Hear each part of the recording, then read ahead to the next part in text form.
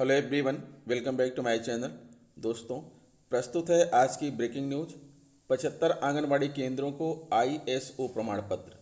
अब महिलाएं कहीं भी जाकर पूरी कर सकेंगी पीएचडी। 1.41 करोड़ अभिभावकों के खातों में भेजी गई यूनिफॉर्म की धनराशि। शिक्षिका की फटकार पर पुलिस लेकर पहुंचा कक्षा 4 का छात्र। शिक्षकों का पदस्थापन और वरिष्ठता निर्धारण अटका। हाईकोर्ट का निर्देश, आश्रित परिवार की देखरेख न करने पर ले सकते हैं नियुक्ति वापस। बीईओ भर्ती में लगाया एसटी का फर्जी प्रमाण पत्र, जांच में फर्जीवाड़ा मिला तो चयन रद्द। शिक्षिका ने फेसबुक पर डाली पोस्ट, मौत की तैयारी, अलविदा दोस्तों, मचा हड़कंप। आइए देखते हैं दोस्तों खबरें विस्तार से। जी हाँ दोस्तों, आप देख पा रहे हैं खबरें विस्तार से किंग्समैन यह यूट्यूब चैनल पर। शिक्षिका ने फेसबुक पर डाली पोस्ट, मौत की तैयारी शुरू, अलविदा दोस्तों, मचा हड़कंप। मुजफ्फरनगर में एक शिक्षिका ने अपनी फेसबुक पर पोस्ट डाली कि मौत की तैयारी शुरू, अलविदा दोस्तों। पोस्ट देखने के बाद मामला गंभीर मानते हुए थाना सिविल लाइन पुलिस ने शिक्षिका की तलाश शुरू की। वहीं शिक्षिका घर में बेहोशी की हालत में मिली, जिसे जिला अस्पताल में भर्ती कराया गया। रविवार रात एक महिला ने अपनी फेसबुक पर पोस्ट डाली तो उसे देखने वाले लोगों में चर्चा होने लगी। किसी ने यह सूचना सिविल लाइन थाना प्रभारी की दी।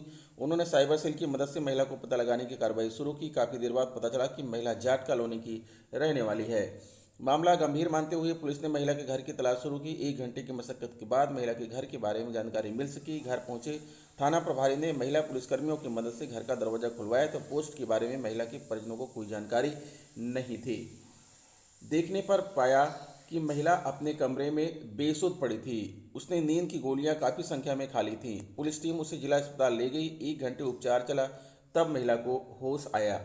थाना प्रभारी ने बताया कि महिला खतौली ब्लॉक क्षेत्र के एक सरकारी स्कूल में शिक्षिका है। उसके बेटे का कुछ समय पहले निधन हो गया था। इससे वह डिप्रेशन में थी। इसी के चलते यह कदम उठाया। वाराणसी आंगनवाड़ी केंद्रों की बुनियादी हालत और शैक्षिक गुणवत्ता पर अक्सर सवाल उठते रहते हैं, लेकिन जिले के 75 केंद्रों ने ISO 90012015 प्रमाण पत्र हासिल करके अवधारणा बदलने की कोशिश की है। इन केंद्रों ने अच्छी बुनियादी सुविधाएं, बच्चों को बेहतर आहार, न्यूट्रिशन, सेहत की नियमित जांच, गुणवत्तापूर्ण प्री स्कूल शिक्षा और कुपोषण की दर में कमी लाकर अपनी अलग पहचान बनाई है। जिले में कुल 3914 आंगनबाड़ी केंद्र हैं। इनमें 3600 आंगनबाड़ी कार्यकर्ता और 2929 सहायिकाएं कार्यरत हैं।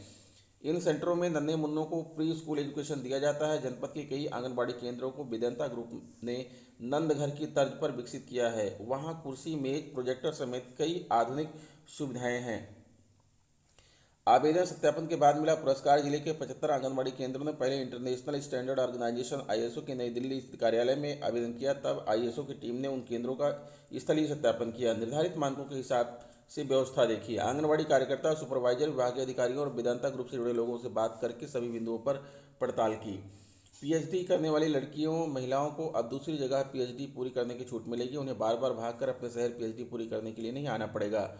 उनका पूरा का पूरा काम दूसरी जगह ट्रांसफर हो सकेगा। विश्वविद्यालय अनुदान आयोग ने पीएचडी के नए नियमों में इसे शामिल किया है।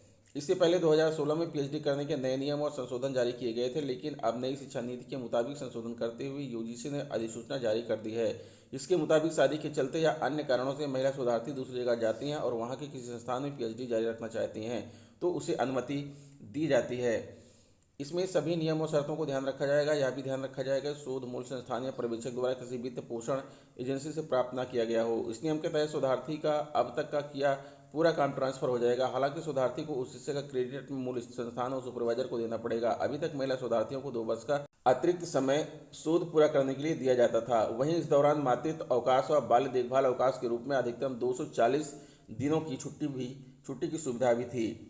लखनऊ बेसिक शिक्षा विभाग ने प्रदेश में 1.41 करोड़ विद्यार्थियों के अभिभावकों के खाते में डीबीटी के जरिए यूनिफॉर्म व अन्य सामग्री खरीदने के लिए धनराशि भेज दी है। वहीं लगभग 17 लाख अभिभावकों के बैंक खातों को आधार से जोड़ने का काम कराया जा रहा है। इसके पूरा होते ही इनके खातों में भी धनराशि भेज दी जाएगी। महानिदेशक स्कूल शिक्षा विजयकांत आनंद ने अभिभावकों का आह्वान किया कि वह भेजी गई धनराशि से यूनिफॉर्म, जूता मोजा, स्वेटर, स्कूल बैग व स्टेशनरी आदि खरीद लें। वहीं नुक्कड़ नाटक, सोशल मीडिया, चौपाल, गोष्ठियों आदि में भी अभिभावकों से यूनिफॉर्म आदि खरीदने के लिए कहा जा रहा है। शिक्षक भी घर घर संपर्क कर रहे हैं। वहीं जो खाते आधार से नहीं जुड़े हैं उसके लिए भी अभिभावकों को प्रेरित किया जा रहा है। चालू सत्र 2022-23 में पंजीकृत कुल 1.91 करोड़ विद्यार्थियों के सापेक्ष 1.66 करोड़ विद्यार्थियों व उनके अभिभावकों का आधार सत्यापित किया जा चुका है। शेष विद्यार्थियों के आधार नामांकन के लिए प्रत्येक ब्लॉक संसाधन केंद्र पर 2-2 आधार नामांकन किट विभाग ने उपलब्ध कराई है। न्याय पंचायत संसाधन केंद्र पर भी नामांकन केंद्रों की स्थापना के लिए अनुबंध किया गया है। उधर डीबीटी में पारदर्शी प्रक्रिया के लिए नामांकित विद्यार्थियों का प्रेरणा पोर्टल पर पंजीकरण किया गया है। वहीं विद्यार्थियों व उनके अभिभावक के आधार कार्ड डीबीटी मोबाइल ऐप से शिक्षकों द्वारा सत्यापित किया जा रहा है। महानिदेशक के अनुसार लगभग 8 लाख विद्यार्थियों का डाटा संदिग्ध मानकर उनका पुनः परीक्षण बीएसए व बीईओ के जरिए किया जा रहा है। शिक्षिका की फटकार पर पुलिस लेकर पहुंचा कक्षा 4 का छात्र। ईटा यूनिफॉर्म के ऊपर जैकेट पहनकर स्कूल पहुंचे छात्र को शिक्षिका ने फटकार लगा दी। उसकी जैकेट भी उतरवा कर रख ली। इससे आहत छात्र छुट्टी के बाद सीधा थाने पहुंच गया। उसने पुलिस से शिक्षिका की शिकायत कर कार्रवाई की मांग रखी। बच्चे की शिकायत पर कोतवाली देहात पुलिस स्कूल पहुंच गई और शिक्षिका से बात की जानकारी पर पहुंचे स्वजन ने मामला शांत कराया। शहर के आगरा रोड स्थित सेंट मैरी विद्यालय में किसान मोहित कुमार 9 वर्षीय पुत्र देवांश यादव कक्षा 4 का छात्र है। वह शहर के बाहरी क्षेत्र में स्थित कृष्णा विहार से प्रतिदिन साइकिल से स्कूल आता है। गुरुवार सुबह उसे हल्का बुखार आ रहा था, ठंड भी लग रही थी। छात्र यूनिफॉर्म पर जैकेट पहनकर स्कूल पहुंचा तो उसे देख विद्यालय की शिक्षिका तान्या ने उसे डांट लगा दी।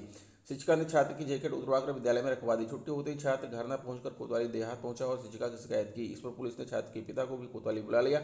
इसके बाद पुलिस पिता और छात्र को लेकर स्कूल पहुंची। यहां शिक्षिका से बात की। दोनों पक्षों में देर तक बातचीत हुई। पिता के समझाने पर आक्रोशित छात्र कार्रवाई नहीं करने की बात मान गया। कोतवाली देहात प्रभारी सुनील कुमार ने बताया कि शिक्षिका और छात्र को समझाने के साथ ही उसकी स्कूल में रखी जैकेट दिलवा दी गई है। माध्यमिक शिक्षा निदेशालय प्रयागराज के बजाय अक्सर शिविर कार्यालय लखनऊ में बैठकर अपर शिक्षा निदेशकों एडी के कार्य करने से निदेशालय में कार्य प्रभावित हो रहे हैं। इस पर नाराजगी जताते हुए निवर्तमान माध्यमिक शिक्षा निदेशक ने अपर शिक्षा निदेशक को पत्र भेजकर निदेशालय में बैठकर कार्य निस्तारित करने के निर्देश दिए थे।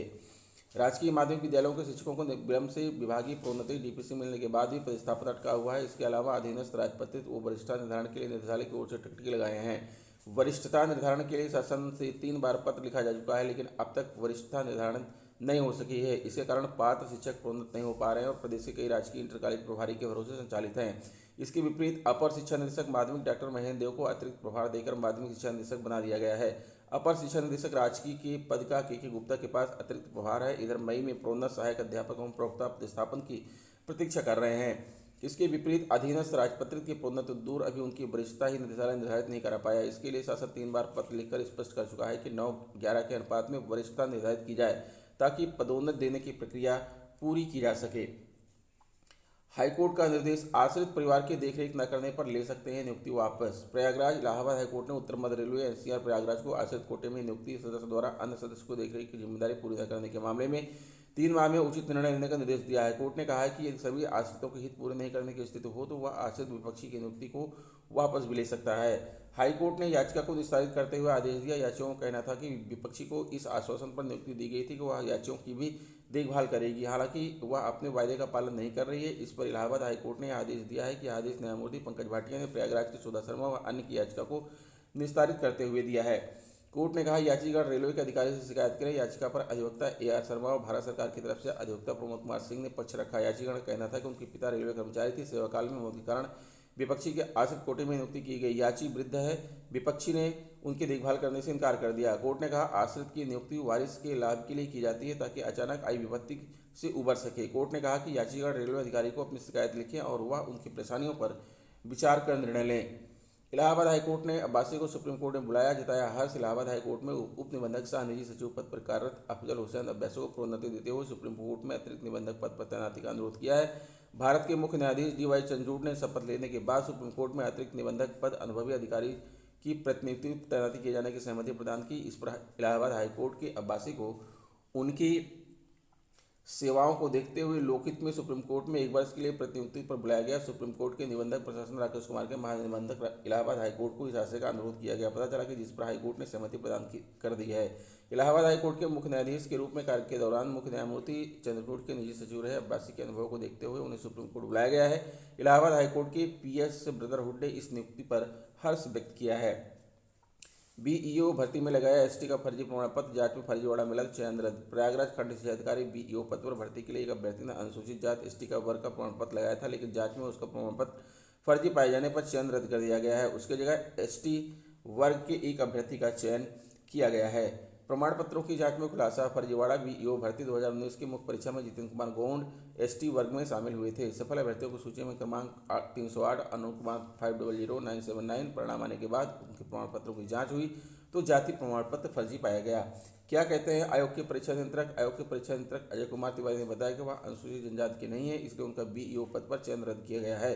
अब उनके स्थान पर एसटी वर्ग के पूरन सिंह अनुक्रमांक 069-705 का चयन किया गया है।